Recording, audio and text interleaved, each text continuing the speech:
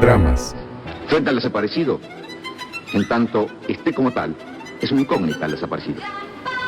Si el hombre apareciera... A la pandemia, de un médico, cuando me tomaba el pulso, yo tenía muchas convulsiones y no me daba la orden de seguir. En ese campo fui violada 4 veces. ¡Que están vivos, que están muertos! ¿Por qué no nos dicen? Si quieren venir, que vengan, les presentaremos batalla. Solo el pueblo debe juzgar lo que el pueblo votó. Dramas. Señores jueces, nunca Con la más. democracia se come. Hemos Con la tenido que democracia se adoptar educa. una medida transitoria de limitación a la extracción de Las dinero en atribuciones que la efectivo. Constitución Nacional me confiere como presidente de la Nación, he declarado el estado de sitio en todo el territorio nacional para asegurar la ley y el orden. Primera vez en esta plaza, el 30 de abril de 1977. Vengo a pedir perdón del Estado Nacional por la vergüenza de haber callado durante 20 años de democracia. Dramas. El matrimonio entre hombre y hombre distorsiona la imagen de lo que es la verdadera familia. Queremos al hombre y a la mujer, porque Dios creó al hombre y a la mujer, no creó a Adán y No Eva. quedarnos ni con odios, ni rencores, ni querer revanchas, sino qué más podemos hacer. Dramas. Hablamos de derechos humanos.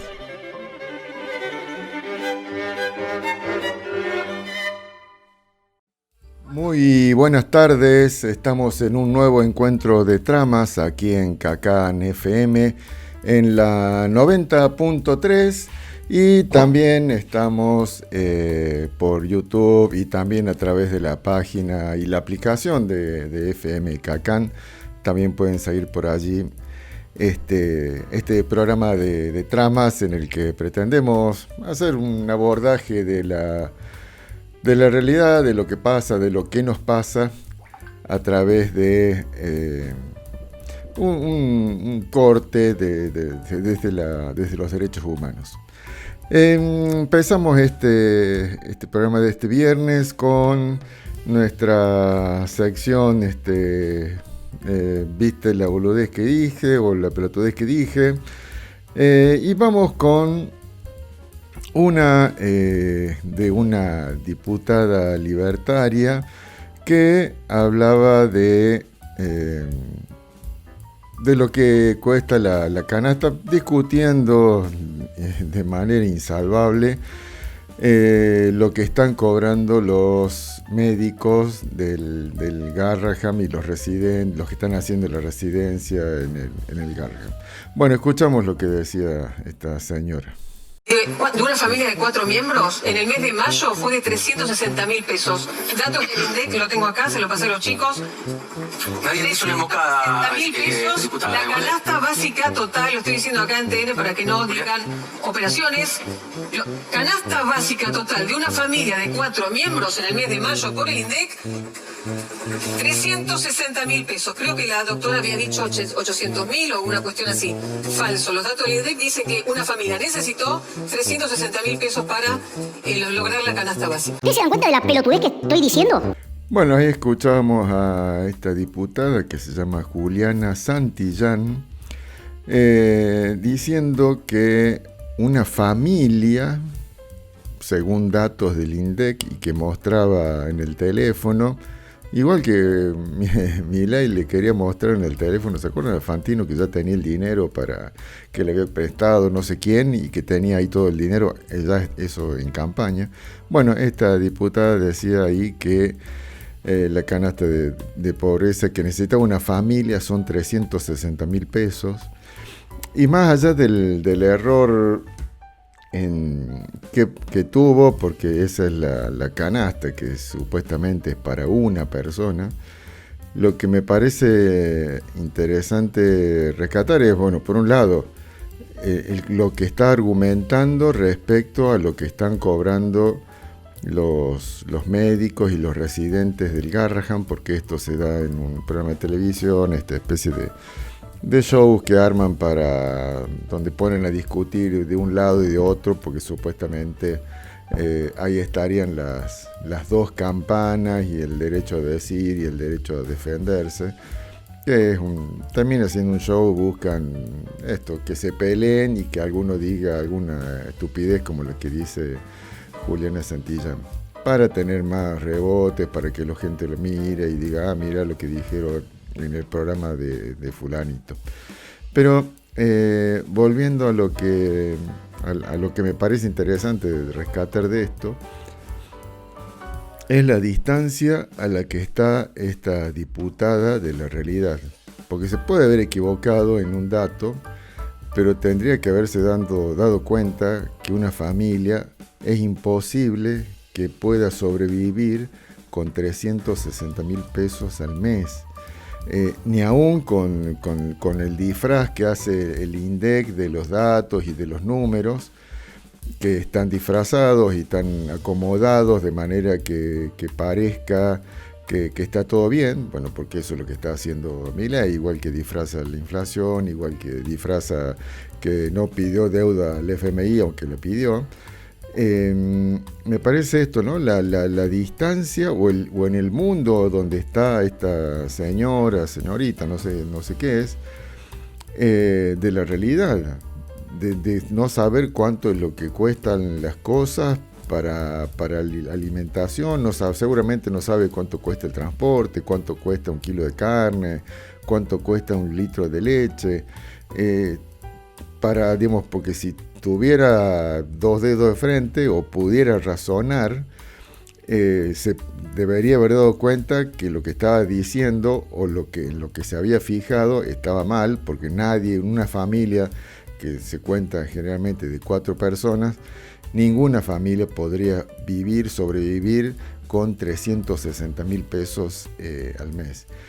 Que incluso para una sola persona es ridículo pensar que alguien puede vivir con 360.000 pesos al mes. O sea, un kilo de carne está en 15.000 pesos o más, ¿no?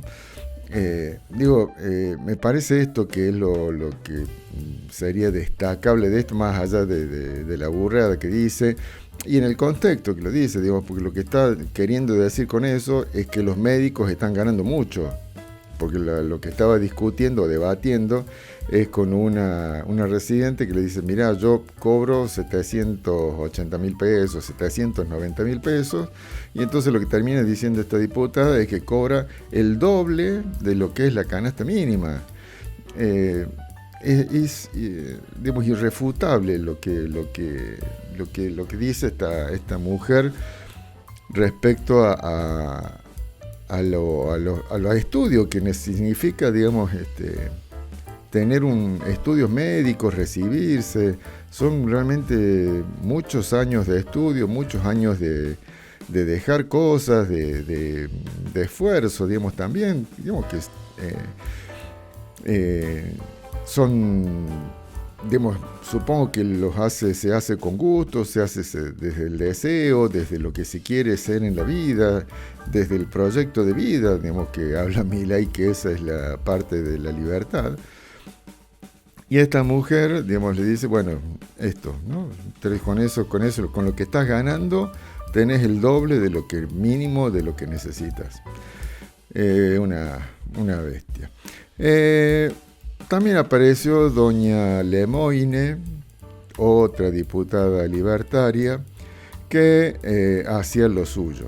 También respecto del Garrahan. Hablamos de algo, vos me decís que si no te alcanza con lo que estudias, no deberías estudiar eso. No, a ver, yo estudié algo que a mí me permitía tener una salida laboral rápida y donde yo podía ganar dinero para ayudar a mi familia.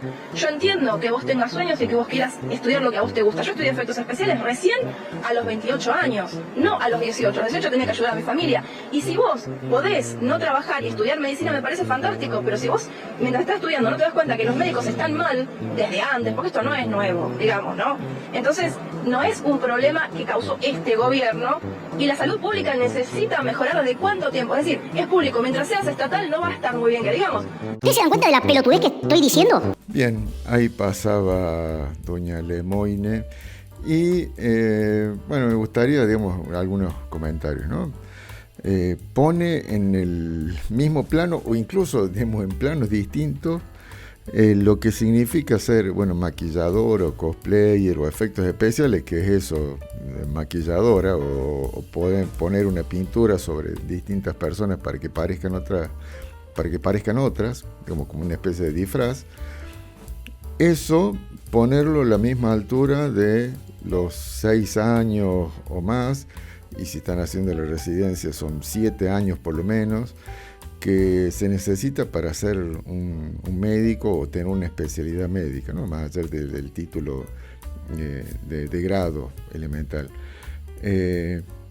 Diciendo, bueno, que ella, bueno, eligió eso y, no sé, tuvo suerte. Y sí, digamos, seguramente, digamos, porque mientras estas médicas que escuchábamos hace un rato están cobrando menos de 800.000 pesos, doña Lemoyne está ganando 5 millones por mes como diputada, ¿no?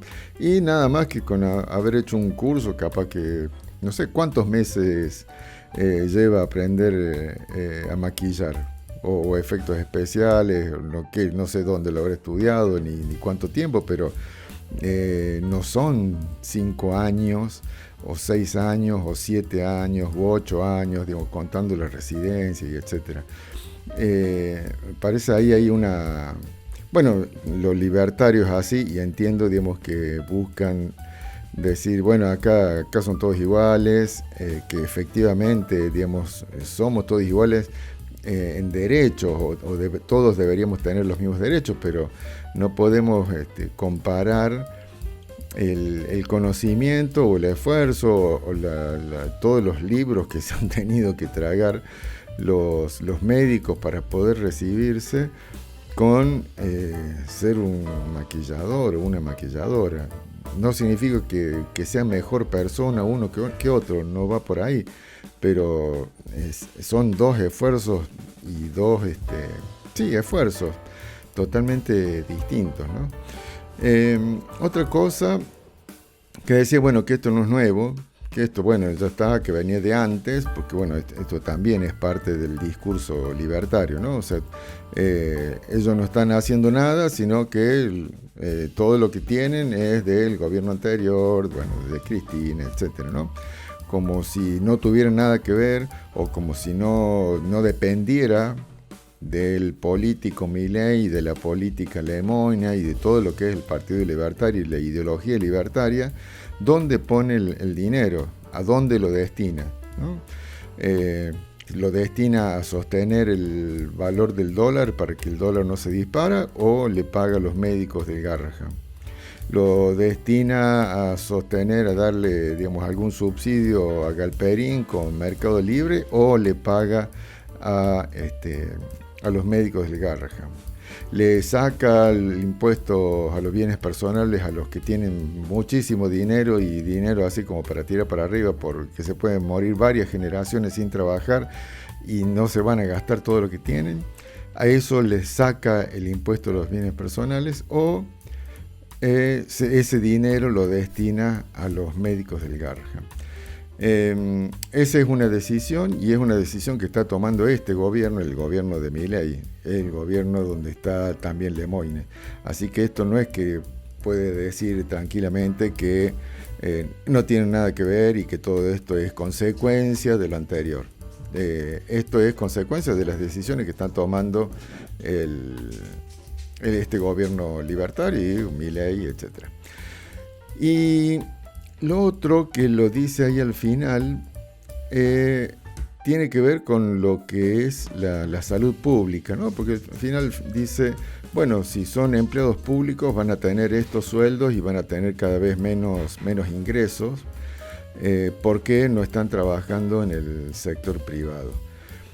Y bueno, y esto, bueno, también es ideológico de este gobierno. Pensar que todo lo privado es mejor que lo público. En el caso del Garrahan no hay ningún hospital, ni clínica, ni lo que sea privada, que tenga la misma infraestructura y los mismos posibilidades de resolver casos muy particulares y muy especiales que como lo tiene el Garrahan. No hay en Argentina algo similar a lo que es el Garrahan en el ámbito privado.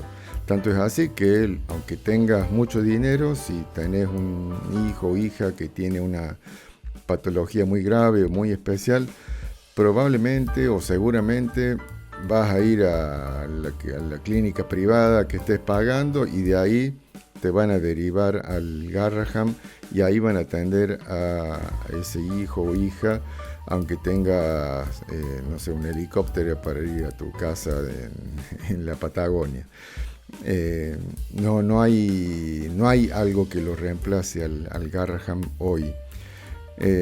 Así que esto de decir, bueno, váyanse todos de aquí del Garrahan y vayan al ámbito privado, busca eso, ¿no? Eliminar la salud, por lo menos para toda la población, la población grande, ¿no? Las enfermedades de la mayoría, porque el Garrahan, así como atiende a los hijos de los multimillonarios, también atiende a los hijos de los que no tienen, los que cobran la mínima, eso de los 360.000 pesos, ¿no? que hablaba la otra diputada libertaria, Juliana Santillán. Y eso me parece muy grave, digamos, porque va a terminar siendo esto, ¿no?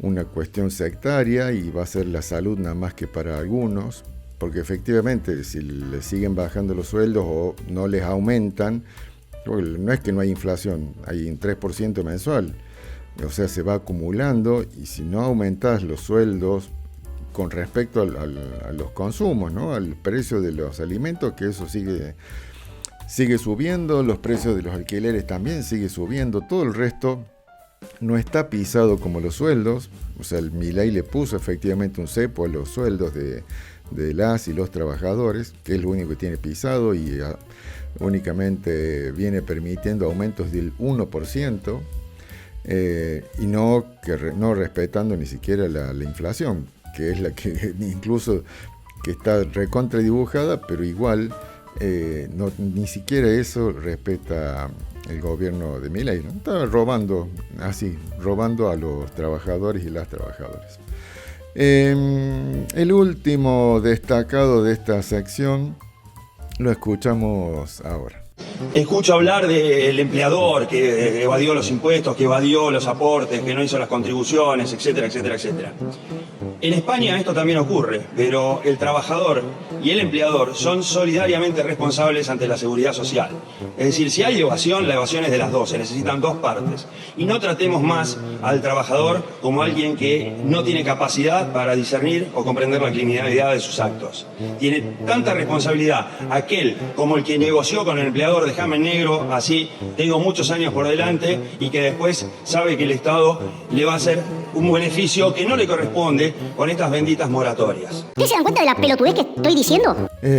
Bueno, ahí lo teníamos al diputado Diego Capozzi, diputado del PRO por Río Negro, que salía a defender también lo indefendible, que es en este caso la moratoria que se estuvo tratando, o la restitución de la moratoria jubilatoria que se estuvo tratando ayer en el Congreso, este miércoles pasado. En este caso, bueno, la verdad es difícil decir lo que es totalmente evidente. Cuando uno va a trabajar, en general no tiene posibilidades de negociar cómo va a entrar a trabajar. Digamos, si le dicen que sí, ya está, agarrás, digamos, más en estos tiempos donde hay poco trabajo, y salvo algunos años de la década ganada, que donde había mucha necesidad de trabajo, recién ahí podría haber habido algunos trabajadores que pusieran algún tipo de condición. Si no, te dicen vení, trabajá y el sueldo es tanto y ya está, eso es todo lo que se puede llegar a negociar. Entonces, esta burrada de decir que los trabajadores son cómplices de los empleadores es brutal, es demencial, ¿no? Porque en ningún momento un trabajador va a decir no me hagas aportes jubilatorios. No, jamás lo va a hacer un trabajador, porque es un derecho de los trabajadores. En todo caso, el empleador le va a decir, mira, yo te pago 100, pero no tengo ningún tipo de aporte, y en todo caso, si necesita o si requiere algo, lo va a obligar al trabajador a que se registre como monotributista y le facture todos los meses. No existe esta cosa que dice Capozzi, que es como que decían por ahí, ¿no? Que los periodistas cabecean las granadas lacrimógenas que tira la policía. Es tan tonto este pensamiento como decir exactamente eso. O como lo que decía Milei hace, no sé, 15 días o 20, de que los trabajadores le compraban dinero a los empleadores, ¿no? Y que los trabajadores explotaban a los empleadores por querer comprar dinero con trabajo. Bueno, por ahí estaría peleando Capozzi con Milei a ver quién dice la burrada mayor. Hasta acá llegamos con esta sección casi humorística. Hacemos la primer pausa y ya volvemos con nuestro primer bloque serio de tramas de este viernes.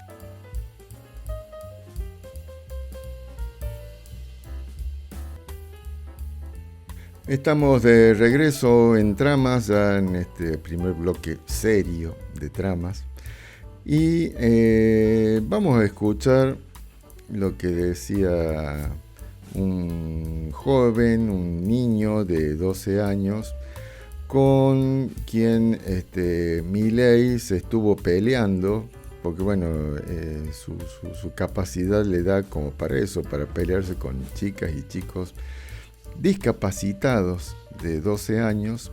Y vamos a escuchar lo que decía Jan Moch. Es que actualmente lo que cree la ANDIS es que dejamos de ser sujetos de derecho para empezar ahora a ser sujetos de cuidado como éramos hace unos 50 años. Actualmente esto no es así, chicos. Tenemos los mismos derechos que todos. El problema es que podemos llegar a los mismos objetivos solamente si nos dan los apoyos necesarios que necesitamos para tener una mejor calidad de vida. Y es lamentable porque, para que nos demos una idea, lo que cree el gobierno es que vos podés tener más o menos discapacidad si vos podés dependiendo si vos o no podés trabajar sin tener en cuenta los apoyos de la persona. Eso es un barómetro para ver si la persona tiene más o menos discapacidad. Bueno, el barómetro fue imbéciles, retrasados mentales. Todo el público le quiero pedir lo siguiente: primero, que tengamos más empatía, que empecemos a escuchar a los protagonistas, a las familias de las personas, que tengamos más empatía, que pensemos un poco en el otro.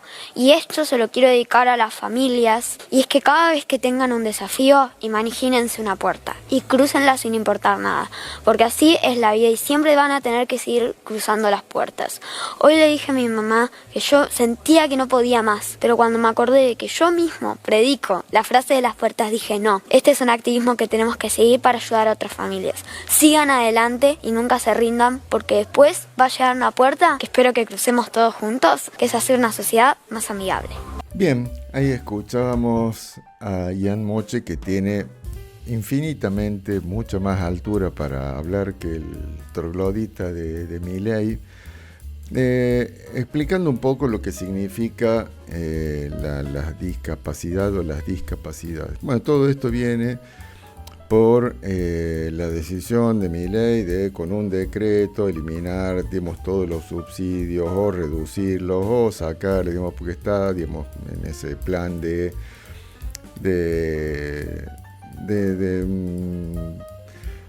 eliminar a los sectores menos favorecidos, ¿no? Digamos, bueno, eso hace con los jubilados, hace con los docentes, o sea, todo el que sea trabajador, para Milei es despreciable. Y en este caso se metió con toda la gente de los discapacitados, que en general son menores. En este caso, como el de Jan Moche, que tiene 12 años, que creo que tiene autismo. Y todas estas, en general, estas discapacidades, bueno, ahí lo decía, ¿no? Milei está volviendo 100 años para atrás, ¿no? De ser sujetos de derechos, que es como se entiende hoy jurídicamente a todas las personas discapacitadas, a a lo que eran las antiguas asociaciones de beneficencia, donde juntaban plata para darle de comer y etcétera, ¿no? Que sería lo que dice Jan, ser sujetos de cuidado, ¿no? O sea, alguien al que le tenemos lástima y le damos una propina, le damos algo para que sobreviva, pero no lo entendemos a esa persona como una persona que tiene derechos y que tiene derecho a vivir y que tiene el mismo derecho a vivir que todos y todas, ¿no? También esto me parece interesante, entender la discapacidad como una condición y no como una enfermedad. En general, las discapacidades no son algo que se pueda sanar, no se puede curar. Alguien que tiene el síndrome de Down, no existe hoy una cura para eso. Entonces, no es que está enfermo, es una condición que nació con esa particularidad, como la del Asperger, en este caso, bueno, los chicos que tienen autismo. Condicionan su vida porque es algo que no pueden resolver, no es algo de su voluntad, digamos, ser así. No es que eligieron obviamente ser de esa forma, sino que es una condición que no la pueden ni siquiera solucionar por alguna respuesta médica, y tienen que, bueno, desarrollarse y tratar de llevar la mejor vida posible desde esa condición que les impide de hacer determinadas tareas, ¿no? Como si, bueno, tenés un accidente y, bueno, te quedás con una pierna menos. Bueno, obviamente no vas a poder correr y no vas a poder realizar tareas que podrías haber hecho si tuvieses las dos piernas. Pero eso no significa que tenés que ser despreciable para la sociedad. La sociedad debería contenerte y permitirte tener una vida digna igual que todo el resto de la sociedad. No estoy diciendo que te vayas de vacaciones en un yate y cosas, digamos, por ese lado, digamos, que serían lujos, pero sí, digamos, una vida decente. Eso es, digamos, lo que debería ser el objetivo de toda sociedad evolucionada, ¿no? Bueno, esto era lo que decía Jan. No voy a poner lo que decía Milei, porque no tiene demasiado sentido, sino me interesaba, digamos, rescatar la altura con la que Jan, de 12 años, con su discapacidad y desde esa discapacidad, decía esto que escuchábamos, y se lo decía, digamos, también a Milei. Pasamos a otro tema. Se estuvo hablando a partir de lo que es todo el lío, este conflicto que hay actualmente en el Garrahan. No solamente salieron lo que hablamos hace un rato, ¿no? Las diputadas estas, decir, bueno, que están cobrando demasiado, que tendrían que devolver, sino que también se entró en otros sectores de hasta dónde que me parece, ¿no? Hasta lo que están buscando desde el gobierno nacional es sacarse la responsabilidad de la salud, ¿no? Y decir, bueno, nosotros la verdad lo estamos haciendo, pero en realidad todo esto no tenemos nada que ver nosotros. Ahí escuchamos este primer corte. ¿Es sustentable provincializar el sistema de salud para las provincias? Porque acá han pasado recién algunos gobernadores importantes. Es sustentable en la medida en que uno deje de ser hipócrita y diga la verdad. Hay cosas que se pueden hacer y cosas que no se pueden hacer. No se puede generar, si la gente paga impuestos, no se puede inventar a gente que, por mejor que una... A ver, el populismo tiene que desaparecer. Y no se puede decir que todo el mundo tiene derecho a todo. Esto es una mentira.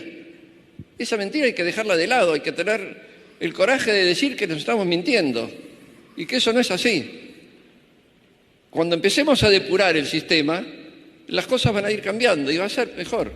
Bueno, quien hablaba, o a quien escuchábamos, o a quien veíamos si están siguiendo esta transmisión por YouTube, es el actual ministro de Salud, que se llama Mario Lugones, y que, hablaba del populismo y hablaba de que no se puede tener derechos, ¿no?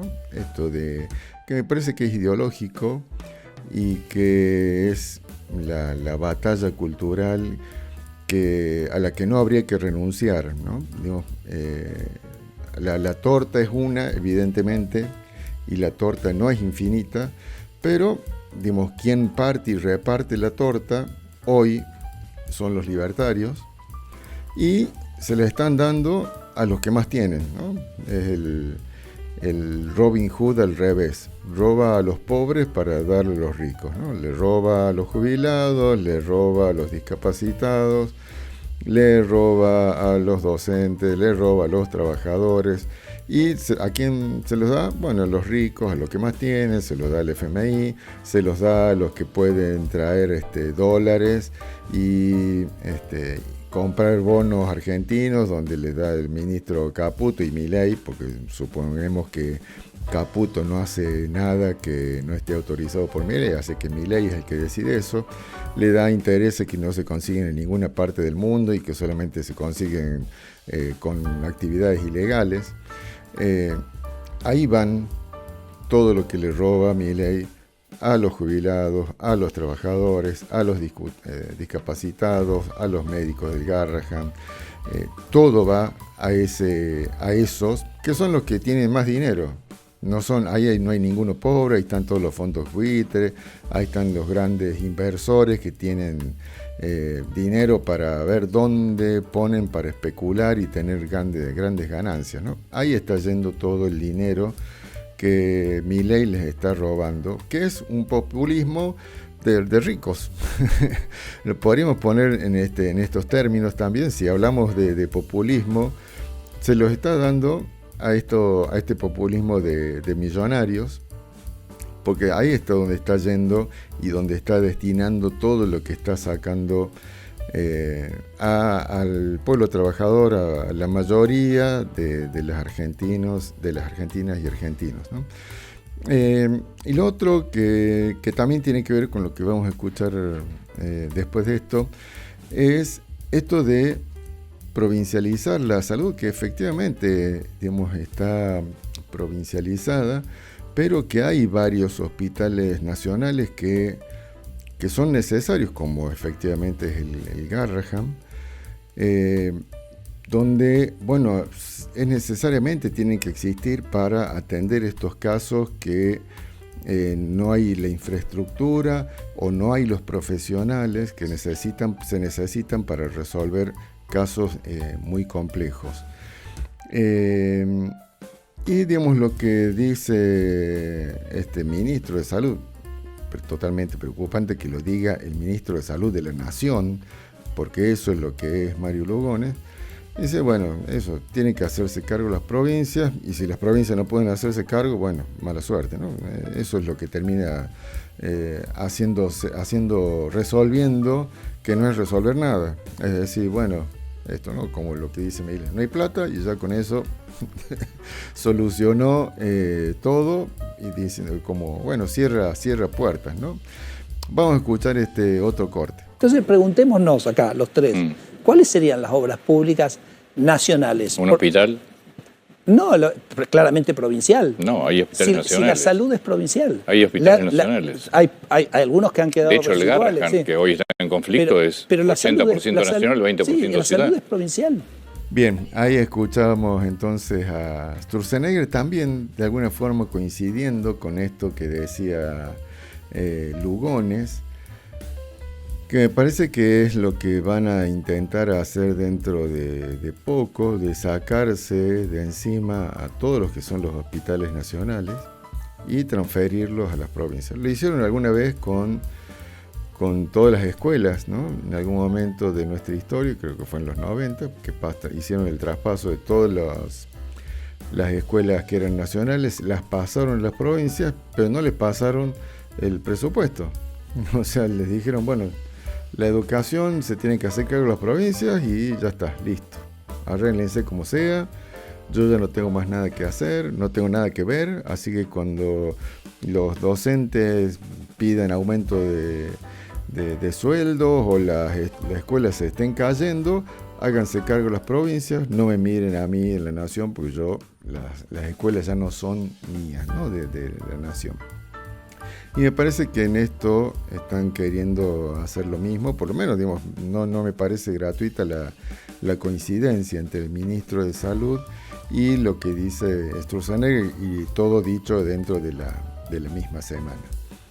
El miércoles pasado, decimos, se realizó una sesión en la Cámara de Diputados, y allí es donde, bueno, mucho de lo que estamos comentando hoy se trató. Entre eso se trató el tema de un aumento jubilatorio que es nada más que de un 7%, o sea, tampoco es el gran aumento. Ahí vamos a escuchar lo que decía un diputado de lo que significa este aumento. Y también se trató el tema de la prórroga de la moratoria, ¿no? Para por lo menos que pueda seguir esta moratoria, y que los que no se han podido jubilar o los que no tienen los años de servicio puedan jubilarse, y no con esa jubilación. Si la mínima es de miseria, la otra, lo que se llama PUAN, es es como una cargada, ¿no? Quedó pendiente el tema de la Comisión por la Investigación de la Estafa de Milei con la criptolibra, que no se pudo resolver. El presidente de la Cámara empezó a demorar totalmente el tratamiento de este tema, y digamos, desde el otro lado, o sea, de la oposición, se resolvió dejar ese tema para otra sesión, quizás para la que sigue, para poder avanzar con esta reforma jubilatoria, o este aumento, digamos, jubilatorio, que es del 7,2%, y ese bono que venían cobrando los jubilados de 70.000 pesos, elevarlo a 110.000 pesos, ¿no? Hubo una buen caudal de votos, 142 contra 67, hubo 19 abstenciones, terrible estos 67 negativos y los 19 abstenciones. Por Catamarca los diputados votaron a favor, salvo una diputada que estaba ausente, y el diputado radical Monti votó contra los jubilados, ¿no? No quiere que los jubilados cobren un peso más, ni los de Nación ni los de acá de Catamarca, obviamente. O sea, ningún jubilado debe cobrar más para Monti. Vamos a escuchar lo que decía un diputado sobre lo que significa este aumento para los jubilados.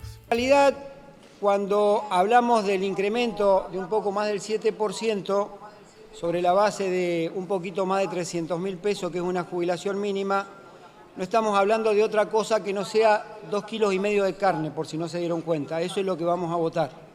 2,5 kilos de carne, y algunos están dispuestos a votar en contra de un aumento de 2,5 kilos de carne para los jubilados. Esto es lo que estamos votando, para decirlo con números, con claridad, y para que sea lo suficientemente gráfico.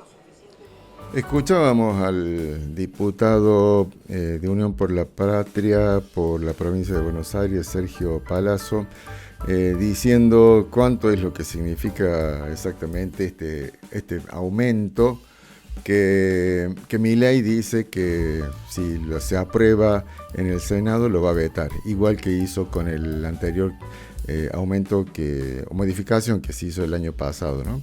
Y que después hizo un asado para festejar que le había sacado el aumento a los jubilados.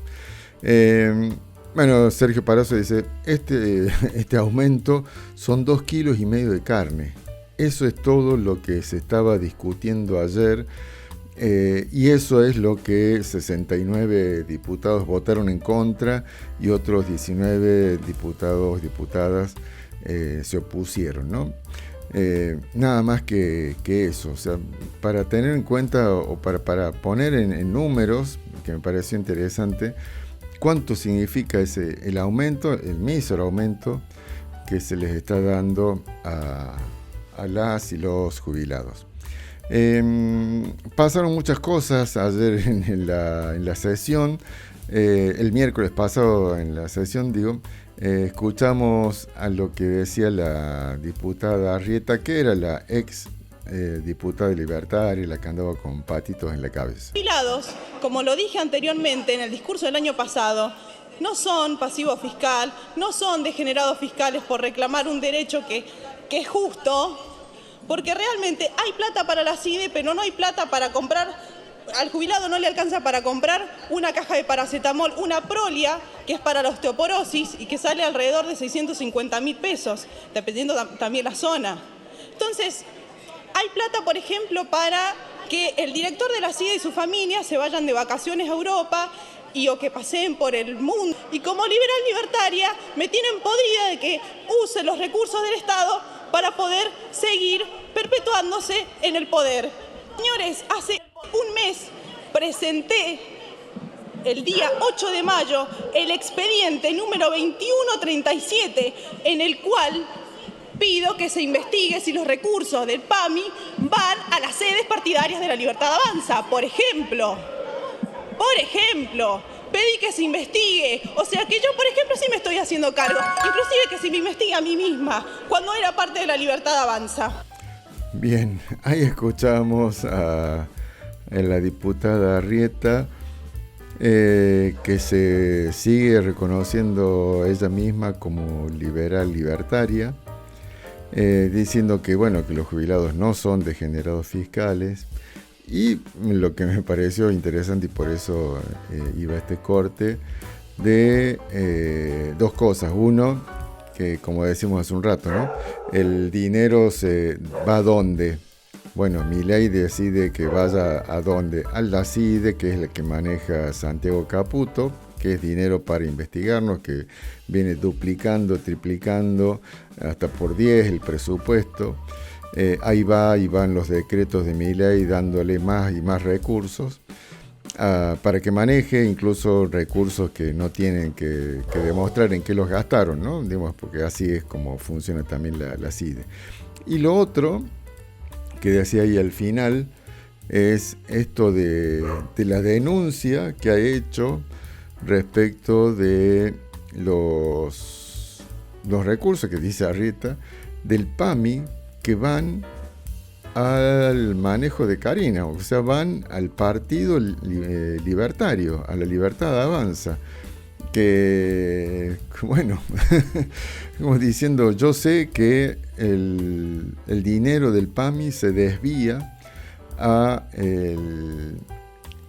partido político La Libertad Avanza y no se sabe qué destino tiene o por qué, cuánto es, por qué, en calidad de qué sacan, digamos, están robando los recursos del PAMI, los recursos de los jubilados para, para campañas, digamos, libertarias, ¿no? Digo, con eso pagarán los videos truchos que hacen, pagarán los streaming, como ese carajo y etcétera, ¿no? Ahí irá el Gordo Dan, digamos, el grupo de trolls se pagará con recursos del PAMI, y eso lo está manejando Karina Milei. Bueno, ahí está la pregunta y ahí está la denuncia que hacía la diputada libertaria, pero que no es libertaria, o por lo menos la han corrido, Arrieta. Y otra cosa que se comentaba ayer, que vamos a escuchar, era sobre el tema de la presidencia de la Comisión Libra, que esta comisión que decíamos quiere investigar la estafa que hizo Milei con la criptomoneda. Y esto decía esta diputada que vamos a escuchar ahora. Esta es la tercera irregularidad que usted comete o habilita a que se cometa en torno al tema Libra. Si ustedes no tienen nada que ocultar, si el gobierno, si Javier Milei, si Karina Milei no tienen nada que ocultar en relación a este tema, ¿por qué no superamos esta discusión que la verdad que lo deja a usted en un lugar que por lo menos es poco recomendable que quede, porque usted tiene que representar al conjunto del cuerpo. Entonces, primero, construyeron una comisión que quedó empatada en número, no en voluntad política. No hay ninguna comisión que tenga un número par, porque justamente eso dificulta la posibilidad de las votaciones. Después se avanzó en algo que la verdad que no tiene sentido político, que el oficialismo presida una comisión para investigar el oficialismo no tiene ningún sentido. Entonces, a partir de ahí surge la necesidad de interpretar el reglamento. Y después, presidente, la sesión pasada, de la semana pasada, no, de la anterior, también usted cometió una irregularidad arrogándose la facultad de definir qué cosas van en el temario o no. Entonces, esto es el cuento de nunca acabar, porque ahora nos dicen que esto debería estar en el temario. Bueno, cuando lo quisimos incorporar en el temario, usted se arrogó una facultad que no tiene, que es definir el temario de una sesión especial convocada por diferentes bloques de la oposición, en este caso al gobierno, y lo quitó del temario. Entonces, presidente, así llegamos hasta acá. Me parece que lo mejor, lo más sano, además de apegarnos al reglamento, y lo digo sí por una cuestión netamente política, es que ustedes dejen de intentar garantizar la impunidad al gobierno. Y si no es eso lo que están haciendo, muchachos, muchachas, voten, que la comisión funcione y que podamos aclarar esto. Nosotros queremos investigar, presidente, en este tema, que es un tema muy importante, porque si se confirmara que el presidente Milei fue parte de una estafa millonaria como la de la criptomoneda Libra, la verdad que sería gravísimo. Entonces, lo que tiene que hacer el Congreso es ser el órgano de contralor del gobierno. No estamos pidiendo ninguna cosa que esté por fuera de nuestra Constitución y del funcionamiento normal de nuestra democracia. Bien, ahí escuchábamos a la diputada Paula Penaca de Unión por la Patria y por Cava. Reiteramos esto de que finalmente no se abordó este tema porque se lo empezó a dilatar, y con la intención, obviamente, de que no se trataran el tema del aumento mísero de jubilaciones o la moratoria, que finalmente tuvieron media sanción. Así que quedó esto pendiente. Pero bueno, ahí exponía la diputada diciendo, bueno, que han armado esta comisión y han puesto en paridad la cantidad de miembros, o sea, la cantidad de oficialistas y de opositores, y de esa forma no va a funcionar.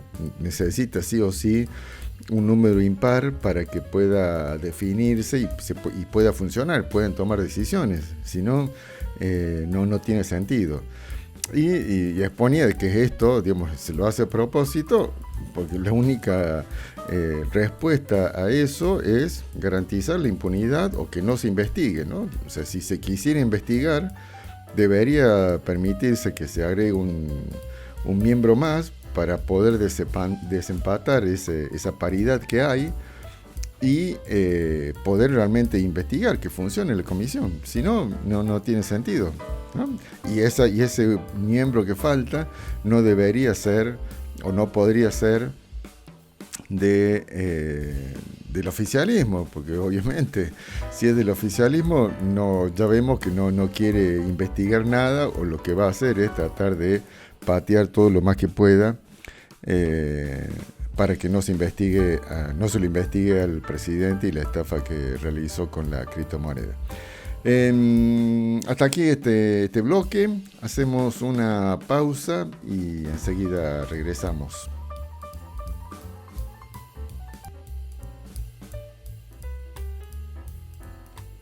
Segundo bloque de tramas de este viernes 6 de junio.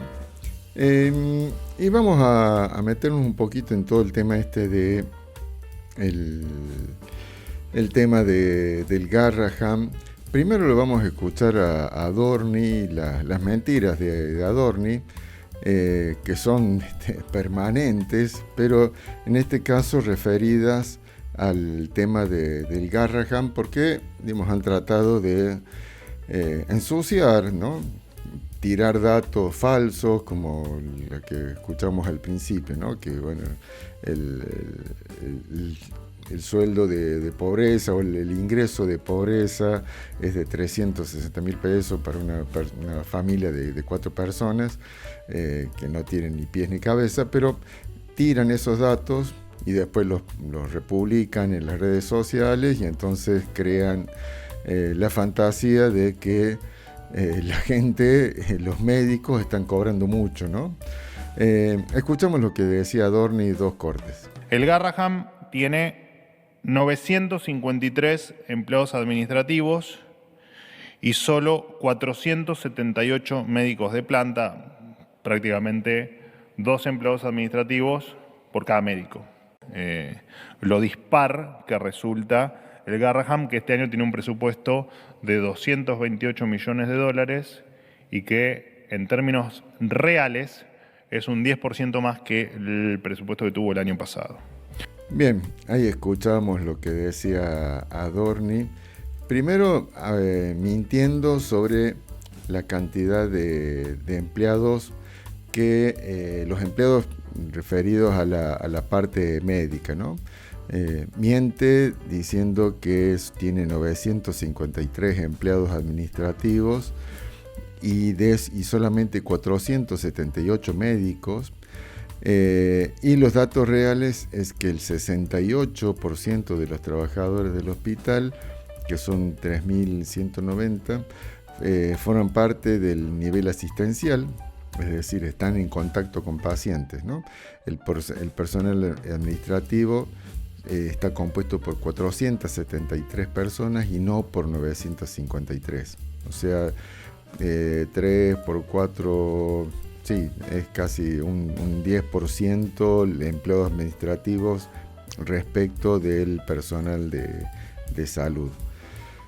Y lo otro que dice Adorni es respecto del presupuesto, que bueno, dice que tiene un presupuesto 10% más que el de 2024, que es cierto, pero en realidad sabemos que Milei no ha querido que se trate el presupuesto en el Congreso, entonces estamos todavía con el mismo presupuesto, el último presupuesto aprobado, que es el que se aprobó en 2023.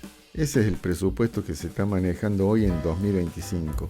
¿Cuánto aumentaron las cosas desde el 2023 a hoy? Que es en realidad el que se aprobó a fines de 2022, ¿no? Ese es el presupuesto que está vigente, porque cuando subió Milei no se aprobó, o sea, a fines del 2023 no se aprobó el presupuesto precisamente para dejarlo, para no condicionarlo a Milei. Entonces, él ha dado un 10% sobre el presupuesto del año pasado, que en realidad es el presupuesto del anterior año, del 2023. O sea, es nada, es ridículo, pero bueno, lo ponen así precisamente para mentir, ¿no? Digamos, porque lo que crean es una cosa falsa sobre datos reales, pero que no tienen, igual que la diputada que decía, bueno, que cobran mucho los médicos porque es el doble de lo que necesita una familia para vivir. Escuchamos otro corte. A mí lo que sí me gustaría aclarar, y que usted seguramente puede poner en números mucho mejor que yo, doctora, es que el hecho, lo que se cobra en el Garrahan no es el valor de referencia que cobra un médico en la Argentina, ni siquiera en la ciudad de Buenos Aires y ni siquiera en el sector público, porque entiendo que hay otros médicos, hay otros residentes de también hospitales públicos a nivel provincial, nacional, municipal, que cobran bastante mejor y probablemente no tengan el grado de exposición que tienen muchos profesionales del Garrahan. Pero si nos puede dar alguna precisión en esta materia, me parece que sería interesante. Sí, es afirmativo. Hoy en día el Garrahan quedó por debajo incluso de los hospitales públicos de otros distritos, como puede ser el gobierno de la Ciudad de Buenos Aires o de la provincia de Buenos Aires, ¿no? Quedó por debajo. Incluso esto que se le había ofrecido a través de un bono a los residentes era homologar su salario a los residentes de municipalidad, que por otro lado, por supuesto que no es muy alto, pero bueno, que tampoco están conformes, digamos, pero era más alto que el del Garrahan. Así que sí. Sí, a mí lo que me resulta sorprendente y me parece, por eso nos parecía ilustrativo. La hora guardia en el hospital se está pagando menos de 7.000 pesos la hora, que es un gran problema, la cobertura de las guardias en el hospital, que tiene que ver con esto. Se soluciona básicamente ofreciendo más plata por la hora guardia y contratar médicos que hagan la guardia y que se cobre entre el doble o el triple, te diría, que es lo que pagan otros lugares por cubrir las guardias. Bien, ahí escuchamos a esta médica, que es médica del Garrahan, que decía, que se llama Guillermina Sorais, diciendo, bueno, cuánto es el valor de referencia de lo que cobran los médicos en otros lugares, incluso en otros hospitales públicos, ¿no? Porque, bueno, esa es un poco la discusión, o es parte, digamos, de la discusión, que decíamos, ¿no? Bueno, que cobran mucho con respecto a qué.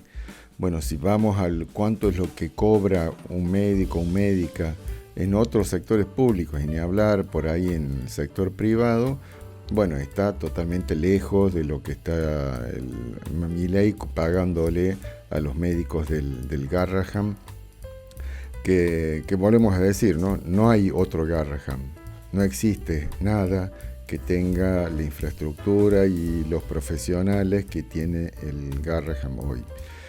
Y también ahí finalizaba con esto, ¿no? De cuánto están pagando la hora de guardia, que habla de 7.000 pesos, y que lo que están queriendo hacer ahora con este paro que finalmente se levantó porque los extorsionaron a los residentes. Los residentes no tienen un contrato de trabajo, sino que es un régimen especial, y están como a disposición de cada hospital. Entonces el hospital, sin ninguna casi consecuencia, o sea, los que manejan administrativamente el hospital, que es gente libertaria, tiene la potestad, la facultad de despedir a cualquier residente sin ninguna consecuencia administrativa, ¿no? Y no solamente es que el residente se queda sin una fuente laboral y sin la posibilidad de continuar en esa residencia, en ese lugar, porque ir a hacer la residencia en el Garrahan no entra cualquier médico, tiene que rendir y tiene que tener determinado puntaje, o sea, es todo un procedimiento que tienen que realizar los médicos para hacer la residencia, rinden exámenes y según el puntaje que hayan obtenido en esos exámenes es la posibilidad que tienen de ir a hacer una residencia en un lugar o en otro, y el Garrahan tiene evidentemente una gran cantidad de demanda, o sea, cualquier médico que tenga una idea de hacer una especialización en medicina infantil, como pediatría y etcétera, todo lo que esté enfocado a infancias, quisiera hacer la residencia allí en el Garrahan. ¿Por qué? Bueno, porque ahí es donde están los casos más particulares, lo que se ve ahí, lo que se aprende ahí, lo que se estudia, lo que se busca solucionar en el Garrahan, no es lo común, no es lo más normal, digamos, que se trata respecto de las infancias, entonces se aprende muchísimo más. Los residentes, los que logran ingresar al Garrahan, entonces están dentro de un régimen que no es un régimen laboral común, entonces los pueden despedir, y no solamente es que si los despiden, digamos, administrativamente, no es que pueden ir a hacerle residencia en otro lugar, sino que tienen también como una especie de sanción, entonces no pueden inmediatamente acceder a otra residencia, y esa es la razón por la que las médicas y los médicos residentes levantaron la medida de fuerza, este paro que estaban trabajando, y se allanaron, pero no es porque hayan llegado a un acuerdo, sino porque los apretaron. Digamos, esa es la razón. Fueron a una negociación y les llevaron las planillas con el nombre de todos diciéndole, bueno, este va a estar despedido, este va a estar despedido, este va a estar despedido, y se terminó la posibilidad de negociar. Eso es una extorsión violenta, una cosa así bien libertaria. Doña Lemoine también se refirió, ya habíamos hablado antes, pero al tema de cuánto cobran los médicos y qué deberían hacer. Hablamos de algo, vos me decís que si no te alcanza con lo que estudias, no deberías estudiar eso. No, a ver, yo estudié algo que a mí me permitía tener una salida laboral rápida y donde yo podía ganar dinero para ayudar a mi familia. Yo entiendo que vos tengas sueños y que vos quieras estudiar lo que a vos te gusta. Yo estudié efectos especiales recién a los 28 años, no a los 18. A los 18 tenía que ayudar a mi familia. Y si vos podés no trabajar y estudiar medicina, me parece fantástico, pero si vos, mientras estás estudiando, no te das cuenta que los médicos están mal desde antes, porque esto no es nuevo, digamos, ¿no? Entonces, no es un problema que causó este gobierno, y la salud pública necesita mejorar desde cuánto tiempo. Es decir, es público, mientras seas estatal no va a estar muy bien, que digamos. La de la diputada Lemoine, diciéndole a los médicos residentes que hubieras buscado otra carrera, que hubieras elegido otra cosa. Pero ¿quién sos? ¿Le estás diciendo eso a un residente, diputada? ¿Usted le dice eso a un residente que gana 800.000 pesos y que está luchando para ganar 1.300.000 o 1.500.000? Que son médicos. Usted gana 5 millones de pesos. 5. Y sus colegas senadores ganan 9 palos y medio. ¿Tenés lo de Lemoine? A mí me reventó, la verdad, sinceramente, ¿no? Sí, a mí me parece... O sea, la poca empatía. Me parece... Cállense la boca. Bueno, ahí lo teníamos a Feynman, que no es alguien que me interese particularmente difundir su palabra, pero digamos, me interesaba ponerlo, digamos, porque es alguien que efectivamente defiende todos los días el gobierno de Milei, y le molestó, digamos, esta no sé, reflexión de Lemoine, diciendo, tratando de equiparar que ella estudió, entre comillas, efectos especiales, y que gracias a eso está ganando 5 millones por mes, y que si es elegida senadora estaría ganando 9 millones, y que el médico residente está bien que siga ganando menos de 800.000 pesos, ¿no? Se merecía la reacción de Feynman. Para irnos, esto no, capaz que no sería, me parece no serio, pero bueno, ayer pasaron muchas cosas en la sesión, y entre todo eso la diputada Cariñano se refirió al diputado Milman, que reapareció. Milman, ¿se acuerdan? Era que dijo cuando fue el intento de asesinato a Cristina Fernández de Kirchner cuando era vicepresidenta. Dijo, bueno, cuando la maten yo me voy a estar yendo a la costa, y se lo dijo a 2 secretarias de dudoso trabajo, y en todo este tiempo no se lo había escuchado, y ahora bueno, volvió a salir en los medios, hizo una presentación diciendo que no tiene nada que ver con el intento de asesinato, y ayer también apareció en la sesión de la Cámara de Diputados, volvió a hablar, y esta diputada se refirió a lo que decía a la persona de Milman, y la escuchamos, y ahí nomás nos vamos al segundo corte de este trama de hoy.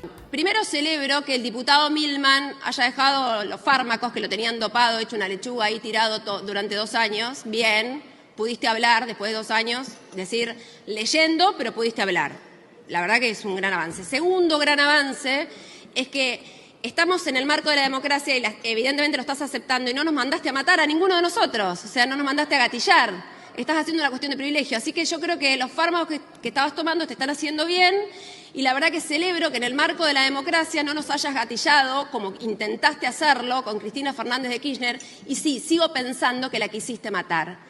Y sigo pensando que tenés que demostrar en la justicia qué pasó con tu teléfono, qué pasó con los gatos que tenías de secretaria y con toda esa yunta que andabas por ahí y enfrente dijiste cuando la maten a Cristina yo ya voy a estar yendo a la costa. Y con el proyecto de ley donde dijiste sin Cristina no hay peronismo y ahora por suerte, callate vos loca, y ahora por suerte, no haces más proyectos de ley pedorros y haces cuestiones de privilegio. Celebro que hagas esta cuestión de privilegio y no nos amenaces por los pasillos como andás haciendo, mirándonos amenazantemente y te quejes acá delante de todo. La verdad que estás mejorando un montón, Jerry, te felicito.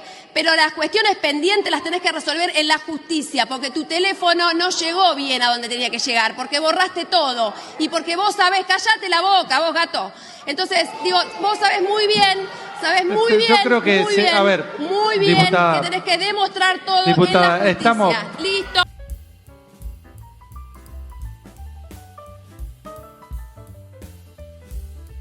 Último bloque de tramas de este viernes. Y bueno, en este bloque y este último bloque me interesaba empezar a trabajar algunas propuestas, ¿no? Digamos como que me hago cargo de esto, de decir, bueno, somos una máquina de quejarnos, ¿no? De decir esto está mal, esto está mal, esto está mal.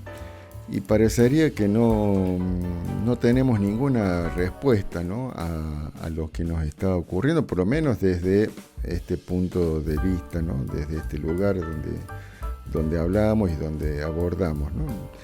Estamos hoy hablando de lo que está pasando con los jubilados, con los sueldos del Garrahan, los trabajadores y las trabajadoras. Y parecería que nos vamos en quejas o en decir, bueno, che, lo que está haciendo el gobierno nacional está mal, y parecería que no tenemos una respuesta o una propuesta superadora a eso, ¿no? Como, y digamos, lo que veo, incluso charlando con compañeras, con compañeros, es que, bueno, ese es un lugar que no se está ocupando, que no se está encontrando, no hay,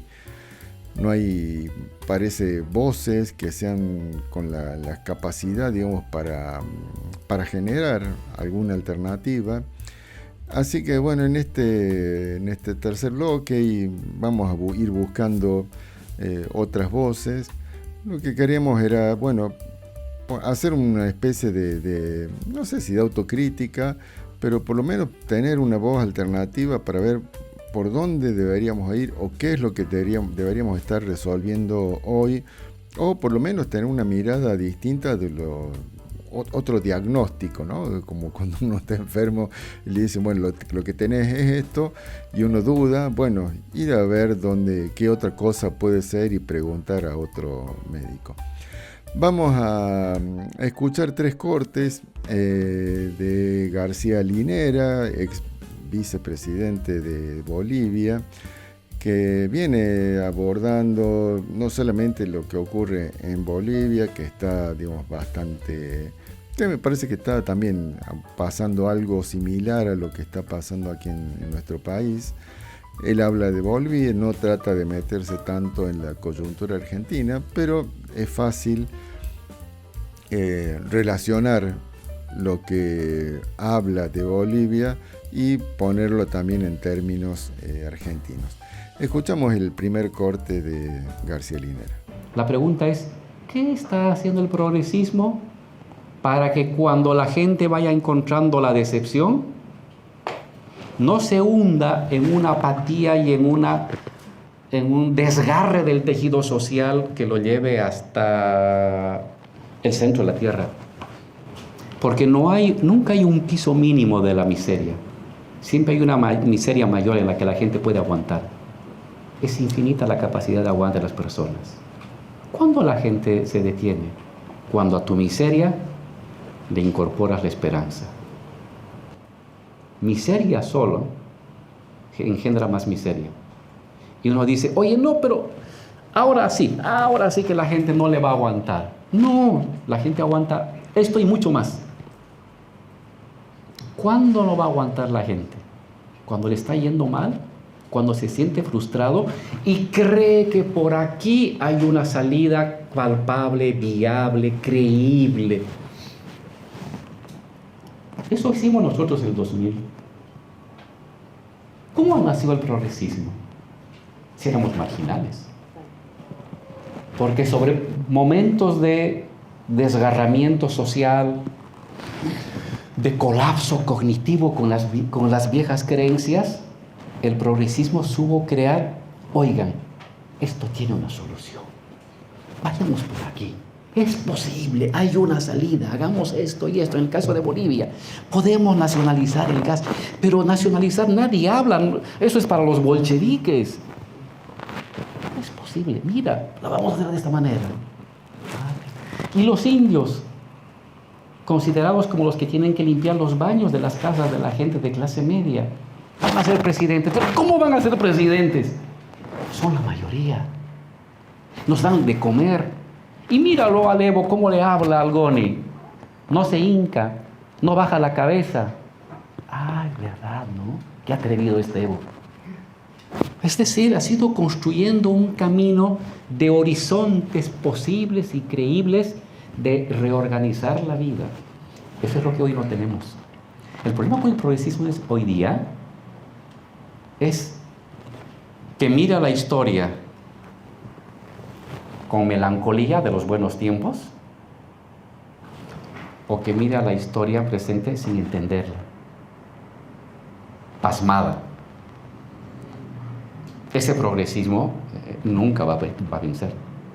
Un progresismo que renueve su programa y sus acciones de esperanza. Problema de inflación. Yo lo voy a resolver colocando dinamita en el Banco Central. Yo no voy a resolver quitándole la plata a los ricos. Ah, chingado. Qué interesante. Hoy, ahora con la gente de la economía popular, con los chicos que no tienen trabajo, con las personas que son, entre comillas, llamados emprendedores que no están en blanco, ¿qué hacemos con ellos? Mientras el progresismo no entiende esa parte de la realidad de cada país y proponga salidas creíbles, y desde la autoridad de un progresismo que gobernó bien, porque en un momento se gobernó bien y en otro momento se gobernó mal. Mientras no haya eso, ellos van a seguir haciendo lo que quieran. Yo creo que ese es un gran problema del progresismo latinoamericano. Temporalmente se ha quedado sin ideas, sin propuestas.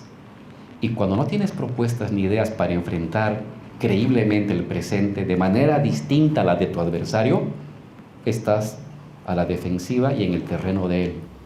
Bien, ahí escuchamos este primer corte de García Linera que se preguntaba, bueno, ¿qué está haciendo hoy el progresismo?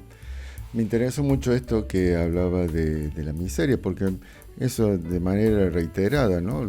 Decimos, bueno, en algún momento el pueblo, esa entelequia, esa cosa, digamos que le ponemos un nombre, pero no sabemos exactamente qué es, pero que englobamos dentro de eso el pueblo se va a rebelar y va a salir de eso, porque la miseria en la que nos está llevando, o la que está llevando también Milei a ese pueblo, es tanta que en algún momento el pueblo se va a rebelar, ¿no? Va a salir, va a ocupar las calles, como sucedió por ejemplo en el 2001.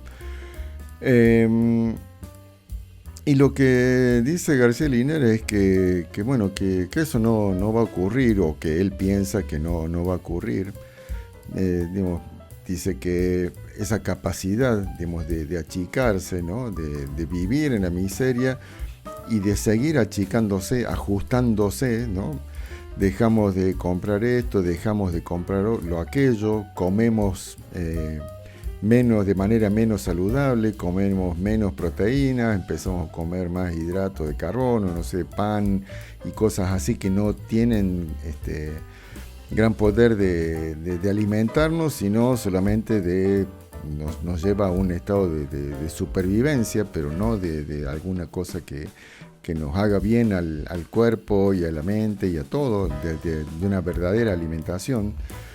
Y dice, bueno, eso va a seguir siendo y no hay piso para eso, no hay un límite, no hay un lugar donde diga, bueno, hasta acá va a llegar y de acá la gente o el pueblo o todos vamos a salir a inundar las calles.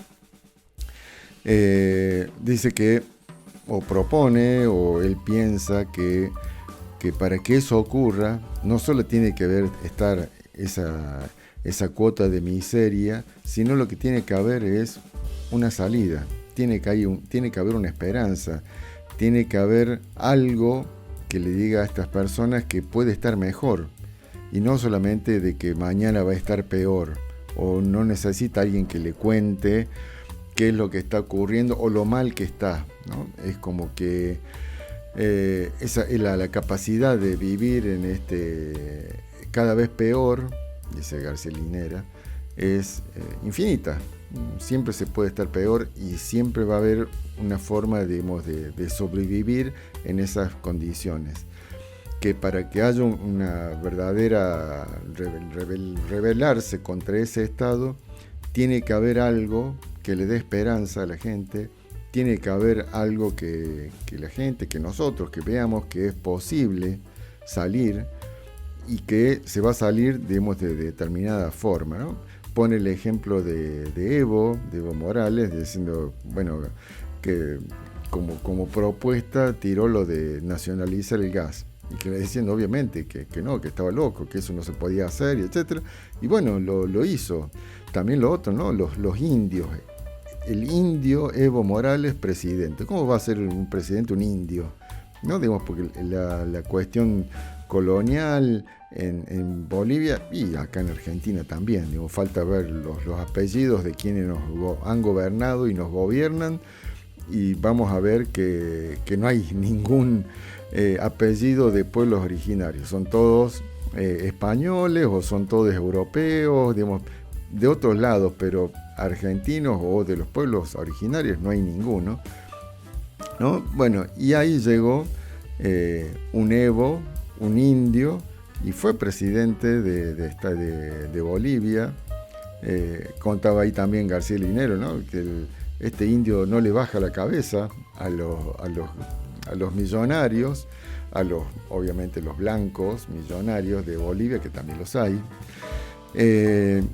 Y eso me parece que es lo que posibilitó que la mayoría del pueblo boliviano, que es de los pueblos originarios, son indios, vieran en Evo una esperanza, vieron que ese que los representaba realmente iba a poder hacer algo que les permitiese estar mucho mejor de los que estaban en ese momento, y que, bueno, así fue.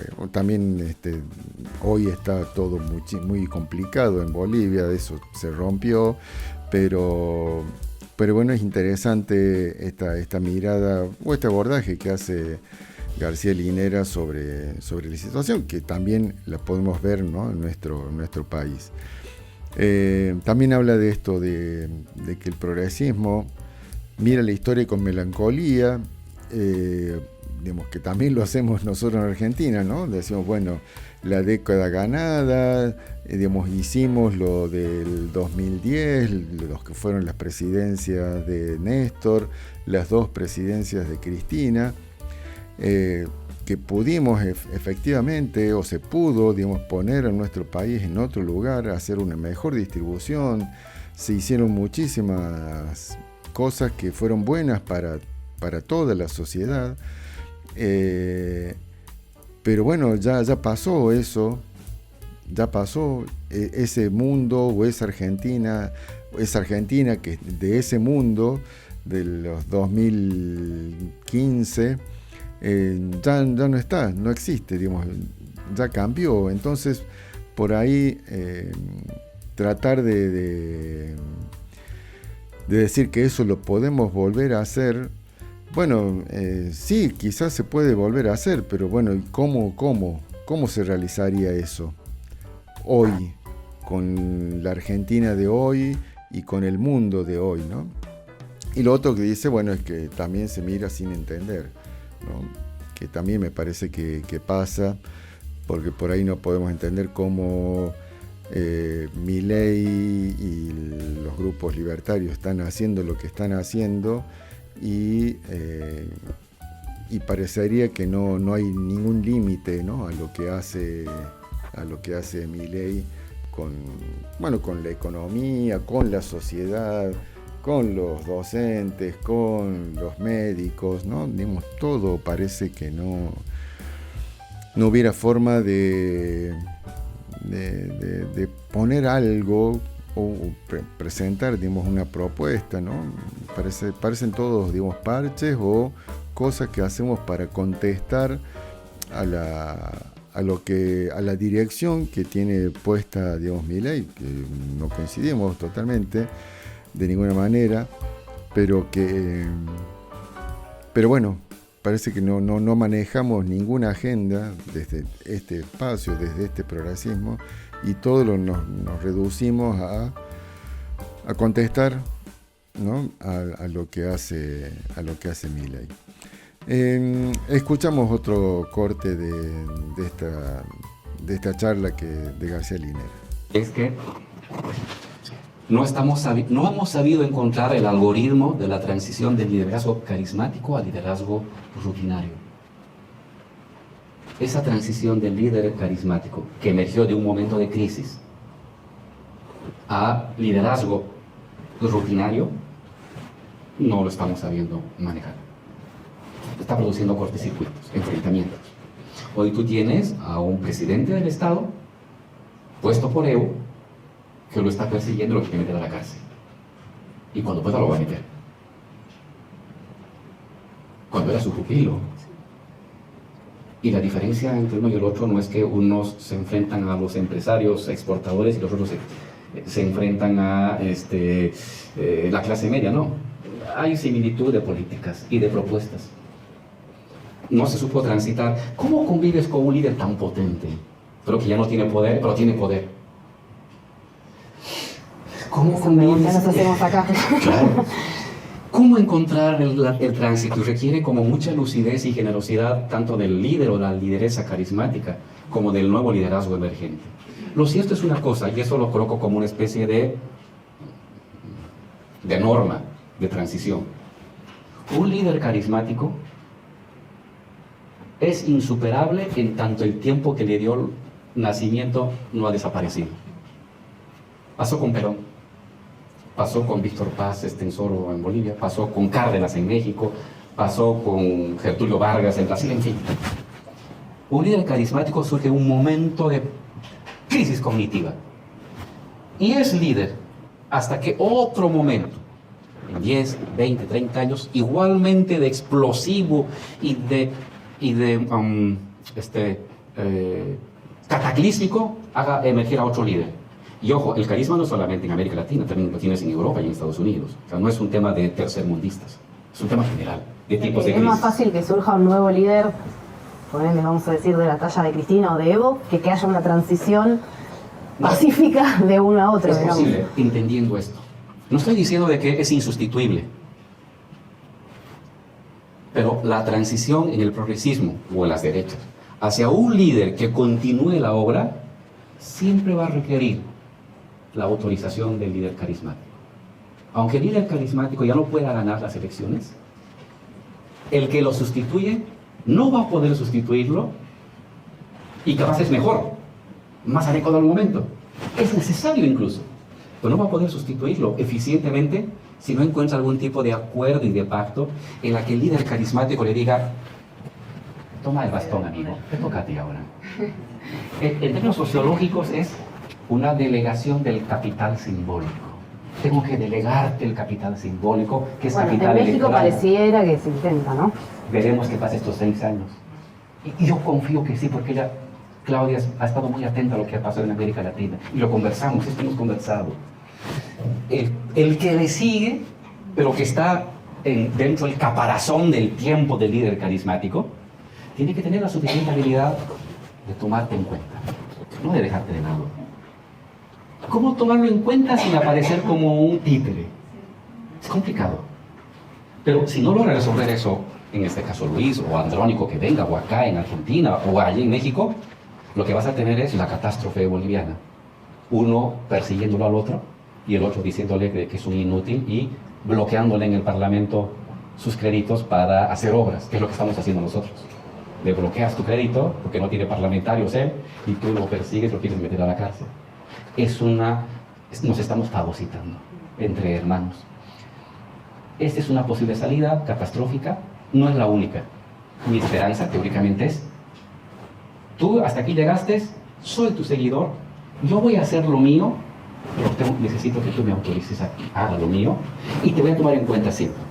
Que tengo que negociar los ministerios, sí, que tengo que negociar las diputaciones. Ni modo, es así. Es la fuerza de un líder carismático que no va a desaparecer, hagas lo que hagas con él. Que siempre está como tu sombra. Convive con ella. ¿Quieres emanciparte? Espera el gran momento cataclísmico que da lugar a otro cisma cognitivo y a otro tipo de liderazgo carismático. Pero mientras tanto, no. Vives con una sombra que te va a acompañar hasta el fin de este tiempo histórico, ¿no? Pero entender eso, uno lo puede decir muy fácil, sí. Pero por lo que ves, lo que ha pasado en Ecuador, lo estás viendo ahorita en Bolivia, traducirlo en hechos prácticos, claro, pero también requiere una dosis de grandeza ante la historia. Del líder carismático y del nuevo líder rutinario requiere un nivel de grandeza histórica para atravesar. Y cuando no hay esa grandeza histórica, lo que tienes es una confrontación y, lo peor, una decepción social. Y una derrota también. Lo más probable es una derrota. El 2000. Bien, ahí escuchábamos este corte de García Linera, que, bueno, hablaba de estos, ¿no? Del liderazgo carismático y lo que llama el líder rutinario, que sería el que sucede o la que sucede al líder carismático. Si trasladamos esto que habla García Linera a nuestro país, a nuestra Argentina, bueno, lo estaríamos viendo ahí en esta pelea, en esta disputa, en estos enfrentamientos que hay entre la expresidenta y presidenta, 2 veces presidenta, Cristina Fernández de Kirchner, que efectivamente es una líder carismática que ha hecho muchísimo por la Argentina, y el que parecería que querer sucederla, querer ocupar ese espacio, que entraría en lo que García Linera llama líder rutinario, que sería Axel Kicillof, ex ministro de Economía de Cristina y actual gobernador de la provincia de Buenos Aires, que es casi el único que está mostrando se está mostrando él como un opositor a las políticas en general, las políticas públicas de Milei. Bueno, García Linera dice que efectivamente esto es el problema, y es el problema que estamos viendo, ¿no? Que estamos palpando, y que incluso también lo podemos comentar cuando nos juntamos con compañeras, con compañeros, de decir, bueno, ¿por qué no se arreglan? ¿Por qué no conversan? ¿Por qué no dejan de pelearse y se unen, ¿no? Digamos que sería lo que decimos, o lo que quisiéramos, por lo menos todos de este lado, que nos ponemos en el lado del progresismo, o por lo menos de pensar a un país no como una colonia, sino con algún tipo de dignidad y con algún algún proyecto de país que no sea solamente ser una colonia extranjera con un nombre y un presidente que lo elija alguno. Bueno, es lo que dice García Linera, ¿no? Es necesario grandeza de los dos, en este caso, digamos, sería de Cristina y de Axel, la carismática de bajar y dar cabida al otro liderazgo, y del otro lugar también aceptar esa sombra o esa, si se quiere, dependencia de que no se va a poder sacar, que no va a poder borrar a Axel, no va a poder, digamos, eludir la existencia, digamos, de Cristina. Y Cristina debería, digamos, no sé si pasar el bastón de mando, pero bajarse un poco y no competir, como parecería que está por suceder ahora en las próximas elecciones en provincia de Buenos Aires, donde Cristina se estaría candidateando como diputada provincial. No competir con el que parecería que es su sucesor, ¿no? Bueno, esto evidentemente no es fácil, lo hemos visto o se lo está viendo en Bolivia, donde también quiere el MAS, o lo que fue líder, Evo Morales, el sucesor de Evo. Bueno, lo decía ahí García Linera, ¿no? Lo está persiguiendo Evo para meterlo preso, y no porque piensen que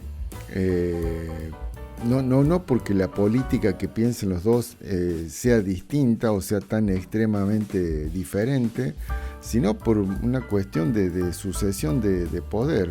No hay otra cosa, no es que estén pensando en que Evo quiera, debemos hacer una cosa y quien está hoy en el poder quiere hacer otra distinta.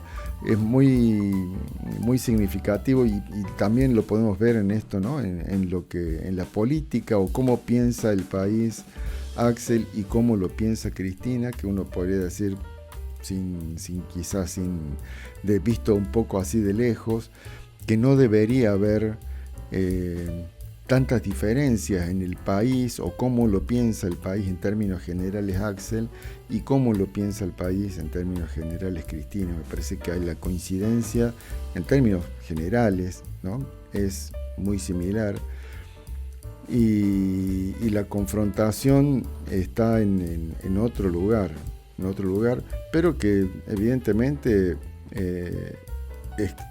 existe, y que si no se soluciona, si no se aborda, si no se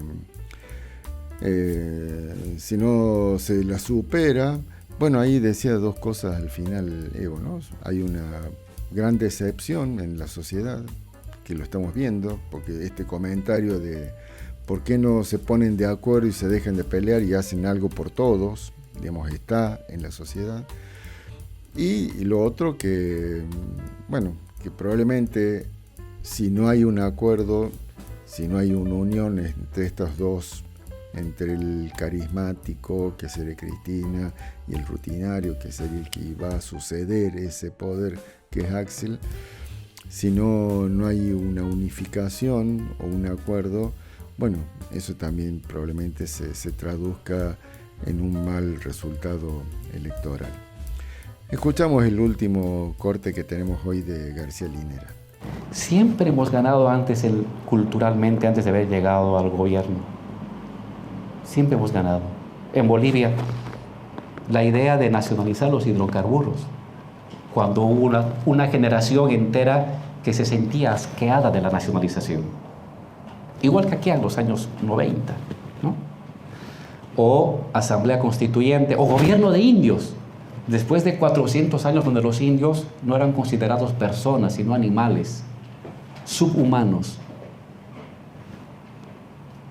Años previos a la victoria de Evo, se ganó el hecho de que los indios eran mayoría y que los indios podían gobernar. Y fue como una especie de performatividad. Se ganó en la idea y luego se volvió materia. Igual con la nacionalización, se ganó la idea de que se podía, de que no nos iban a bloquear los mercados internacionales, que no se iban a escapar las empresas extranjeras, que no nos íbamos a quedar sin un tornillo. Y luego se pudo hacer. Entonces, claro, da la batalla cultural. Si no has ganado culturalmente, temáticamente, no en todo, si en ciertos temas sensibles, en los universales, hay que ganar la batalla cultural en los universales contenciosos de la sociedad. Y si ganas ahí, la posibilidad de una transformación política es casi inevitable. Y la victoria electoral es meramente ya la coronación de una obviedad. No es al revés. No es que ganas las elecciones y luego puedes hacer lo que te da la gana. No, no, no. Cultura, política, elecciones. Esa es un poco la experiencia que yo la tengo, la he vivido y que la quiero transmitir a las nuevas generaciones que se animen, ¿no? Cultura, política y elecciones. Interesante eso también que dice Evo, que lo primero no es ganar una elección, sino que lo primero es ganar la batalla cultural.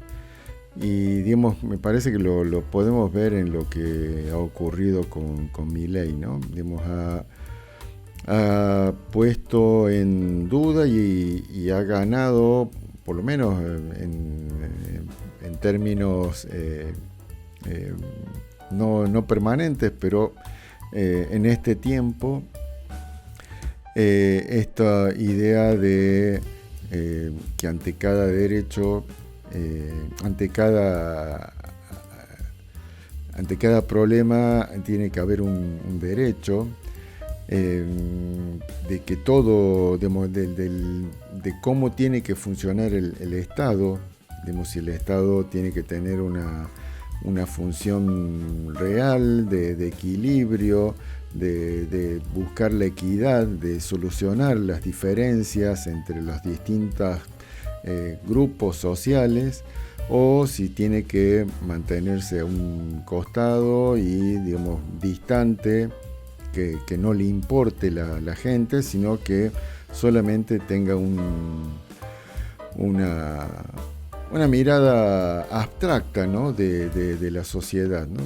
Digamos, que tampoco es real, digamos, porque Milei efectivamente está beneficiando a una parte de la sociedad, que es la parte, digamos, de los millonarios, de los multimillonarios. A esa gente es la que le está dando todas las prerrogativas y le soluciona todos los problemas. Había una nota en estos días que decía que en este año se bate el récord de patentamiento de Ferraris.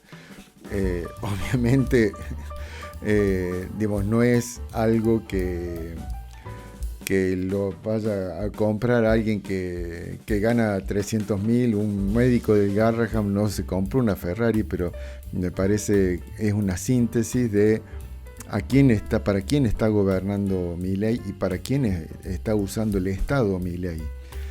Es para esa gente, para las que tiene mucho dinero, les está ofreciendo todas las prerrogativas del Estado para que sigan acumulando dinero, y se los está sacando a los trabajadores, a los docentes, a los jubilados, a los discapacitados, o sea, todos los sectores que son en realidad los sectores productivos, porque los otros no producen nada, no fabrican nada. Le está haciendo una transferencia, ¿no? de dinero. Entonces, bueno, me parece que hay que volver a trabajar sobre esta batalla cultural, me parece, del Estado, de ver dónde ponemos el Estado y de volver a refutar, digamos, todo lo que se dice hoy, para decir, bueno, el Estado tiene que cumplir estas funciones, tiene que tener estas tareas, efectivamente. Digamos, la educación no puede estar en manos privadas, la salud no puede estar en manos privadas, por lo menos no de manera única. El Estado tiene que tener a cargo eso para generar un piso de salud, para generar un piso de educación. Después podrá haber otros, digamos, parte privada que tenga otras características, pero el Estado tiene que tener esa función. Hablamos hace un rato de que te decían, bueno, la obra pública, ¿dónde va? No, de Sturzenegger va por decir, bueno, no tiene que existir obra pública nacional, que se les arregle las provincias y que hagan lo que tengan que hacer, que el Estado nacional no se va a hacer cargo de eso. Y no debería ser así, porque los municipios o las provincias no tienen los recursos para hacer obras grandes de infraestructura, digamos, sino es eliminar el federalismo, es eliminar este país y generar, en vez de provincias que pertenecen a un país, generar mini países y que cada uno entre a competir con las provincias vecinas. Me parece que hay una cosa que deberíamos buscar alguna síntesis de esto y volver a dar a argumentar sobre lo que tiene que ser el Estado, sobre qué es la justicia social, ¿no? Me parece que hay una cosa que deberíamos empezar a trabajar para generar, digamos, esta batalla cultural, vencer la actual dirección, ¿no? De que solamente los números son los que interesan y que nada puede estar sobre el equilibrio fiscal, y es lo único que parece que es la Biblia de Milei, que obviamente le saca recursos a unos para dárselos a otros, donde esos otros no son los que están menos favorecidos, sino los que más tienen. O sea, gobierna efectivamente para ricos Milei. Y me parece que si queremos que eso no siga sucediendo, tenemos que volver a pensar para quién, ¿no? Para quién se hace todo, para quién tiene que estar el Estado y por qué tiene que estar el Estado. Hasta acá tramas de hoy. Nos reencontramos entonces el próximo viernes. Chau, chau.